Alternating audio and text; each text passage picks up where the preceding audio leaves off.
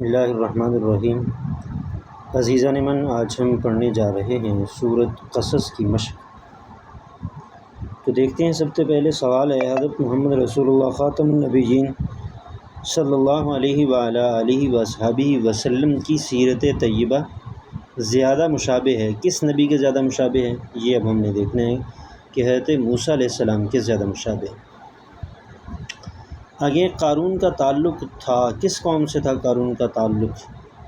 قارون کا تعلق بنی اسرائیل سے تھا۔ قارون اپنے مال و دولت کو نتیجہ قرار دیتا تھا۔ کس چیز کا نتیجہ قرار دیتا تھا؟ اپنی ذاتی محنت اور علم کا نتیجہ قرار دیتا تھا۔ مکہ مکرمہ میں نازل ہونے والی آخری سورت کا نام ہے سورۃ القصص۔ ہدایت حاصل ہوتی ہے، کس چیز سے حاصل ہوتی ہے ہدایت؟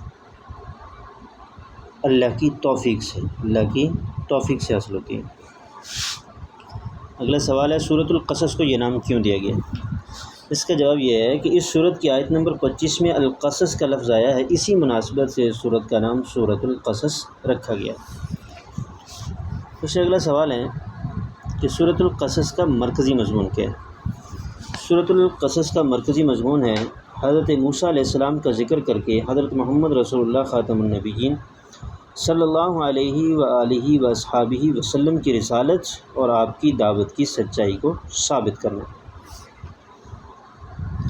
اس سے اگلا سوال ہے، حضرت سورۃ القصص کے اہم علمی اور عملی نکات میں سے 2 تحریر کیجیے۔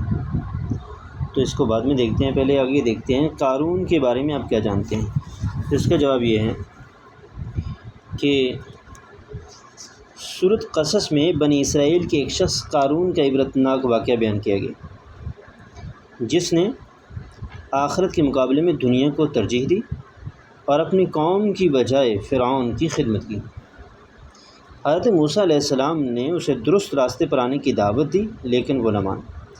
یہ شخص اپنے پاس موجود مال و دولت کو اپنی ذاتی محنت اور اپنے علم کا نتیجہ قرار دیتا تھا اور اللہ تعالیٰ کے احسان اور نعمت کا انکار کرتا تھا۔ نتیجتاً قارون اپنے مال اور اسباب کے ساتھ ہلاک کر دیا گیا۔ تو آگے علمی نکات میں سے دیکھتے ہیں، 2 اہم نکات جو ہیں وہ ہیں۔ اہم نکتہ پہلا یہ ہے کہ ظالم لوگ لوگوں کو تقسیم کر کے ان پر حکومت کرتے ہیں۔ ظالم لوگ لوگوں کو تقسیم کر کے ان پر حکومت کرتے ہیں۔ اور اگلا ہے کہ ہمیں اپنے علم اور صلاحیتوں پر اترانا نہیں چاہیے، کیونکہ یہ سب اللہ تعالیٰ کا فضل ہے۔